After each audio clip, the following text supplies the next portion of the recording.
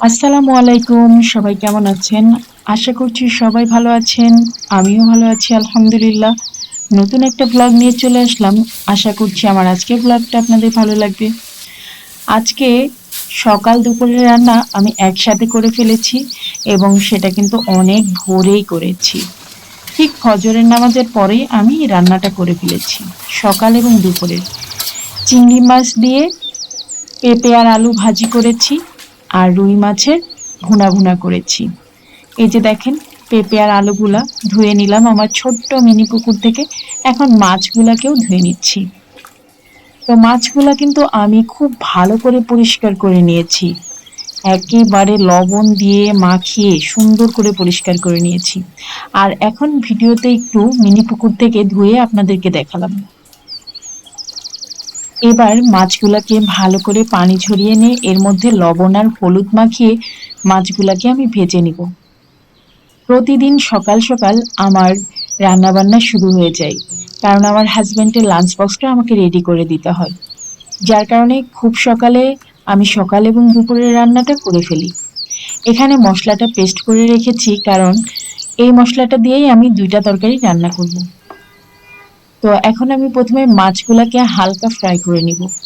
দুইটা কড়াইতেই আমি তেল দিয়ে দিলাম, কারণ আমি দুই তরকারি একসাথেই বসিয়ে দিব। যেহেতু সকালে প্রচুর কাজের চাপ থাকে, বাচ্চাদেরকে স্কুলে নিয়ে যেতে হবে, অনেক অনেক কাজের চাপ। তো সে কারণে একসাথে দুই চুলায় রান্না বসিয়ে দিলে যেটা হয় আর কি, তাড়াতাড়ি রান্নাগুলো হয়ে যায়। এখানে আমি তেলের মধ্যে একটুখানি লবণ দিয়েছি, কারণ এটা স্টিলের কড়াই।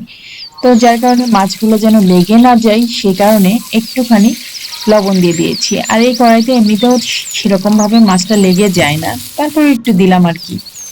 তো মাছটা হালকা ফ্রাই করে নিব। আমি খুব বেশি ফ্রাই করব না। আর একটা চুলায় আমি যে তেল দিয়েছি সেটার মধ্যে মশলাও দিয়ে দিলাম। আমি একবারে দুই তরকারির জন্য মশলা করে নিয়েছি। আর আজকের তরকারিটা আমি কাঁচা মরিচ দিয়ে রান্না করব। এখানে কোনো ধরনের শুকনা মরিচ ইউজ করিনি।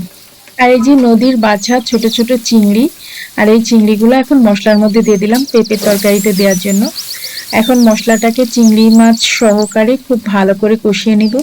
আর এদিকে মাছটাকেও হালকা করে ভেজে নিব। আমার বাড়িতে পেঁপে সবজিটা আমি আর আমার হাজবেন্ড খেতে বেশি পছন্দ করি, বাট বাচ্চারা পেঁপে সবজিটা তেমন একটা খেতে চায় না। কিন্তু পেঁপে কিন্তু পেটের জন্য খুবই ভালো, পেঁপে কিন্তু খাওয়া উচিত। তাই আমি বাচ্চাদের খাওয়ানোর চেষ্টা করি। তবে আমার বড় বাচ্চাটা পেঁপে খায়, সব সবজি খায়, ছোট বাচ্চাটা খেতে চায় না। এখন পেঁপের সবজিতে একটু পানি দিয়ে দিলাম। এখন এই পানি দিয়ে পেঁপেটা সিদ্ধ হবে, প্লাস এই ঝোলটাও শুকিয়ে আসবে। একটু মাখো মাখো ঝোল ঝোল টাইপের ভাজা হবে। চিংড়ি মাছ দিয়ে খুব ভালো লাগে খেতে।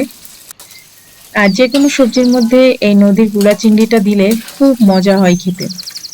আর মাছগুলো আমি হালকা করে ভেজে নিচ্ছি। এক ব্যাচ ভাজা হয়ে গিয়েছে, এখন আর এক ব্যাচ দিয়ে দিব। যেহেতু এটা স্টিলের কড়াই, তাই জন্য মাছ ভাজার সময় একটু লবণ দিয়েছিলাম, যেন মাছটা নিচ থেকে লেগে না যায়। আর খুব তাড়াতাড়ি মাছগুলো আমি ভেজে নিয়েছি। এখন মাছ ভাজার যে তেলটা আছে, এই যে অল্প একটু তেল, এই তেলের মধ্যে কিন্তু আমি তরকারিটা রান্না করে নিব। এখন আমি যে মশলাটা পেঁপে তরকারির মধ্যে দিয়েছিলাম, সেই মশলাটাই কিন্তু এখানে দিয়ে দিলাম। এখানে পেঁয়াজ, রসুন, হলুদ, কাঁচা মরিচ, জিরা, ধনিয়া সবকিছু একসাথে করে পেস্ট করা আছে। ঝোলটা ফুটে উঠেছে, এবার আমি মাছের ভাজিগুলো দিয়ে দিচ্ছি। ঝোল ফুটে উঠলে মাছ ভাজিগুলো দিলে খুব ভালো টেস্ট হয়। আগে থেকে মাছগুলা দিলে বেশি টেস্ট হয় না, বাট যখন তরকারির ঝোলটা বলক ওঠে, তখন যদি ভাজা মাছগুলো দেয়া হয়, তাহলে খুব ভালো হয় তরকারির টেস্ট। এদিকে পেঁপেটাও কিন্তু সিদ্ধ হয়ে যাচ্ছে। পেঁপে থেকে বেশ পানিও ছেড়েছে। এই পানি শুকাবে, তারপরে আমি এই পেঁপে ভাজিটা নামাবো। তো দেখেন, আমার রান্না প্রায় শেষের দিকে। মাছটা কিন্তু বেশ ইয়াম্মি হয়েছে, আবার ভাজিটাও খুব মজা হয়েছে। পেঁপের ভাজি এটা রুটি, পরোটা, সাদা ভাত সবকিছুর সাথে খেতে খুব মজা লাগে। আর আমার হাজবেন্ড পেঁপে সবজি খেতে খুব পছন্দ করে, আমার নিজেরও পেঁপে সবজি খুব ভালো লাগে। ব্যাস, এই তো আমার রান্না বান্না। সকাল সকাল আমার রান্না কমপ্লিট। আমি সবসময় সকালেই বেশি রান্না করে থাকি। তবে ছুটির দিনগুলোতে দুপুরের রান্না একেবারে দুপুরেই করি। কিন্তু এমনি যেদিন ছুটি থাকে না, বাচ্চাদের স্কুল থাকে, তখন সকাল আর দুপুরে রান্না করে ফেলি। কারণ হচ্ছে আমার বাচ্চারা সকালে ভাত খেয়ে স্কুলে যায় আর আমার হাসব্যান্ডকে লাঞ্চ বক্সে লাঞ্চ দিতে হয়। তো যাই হোক, আল্লাহ হাফিজ।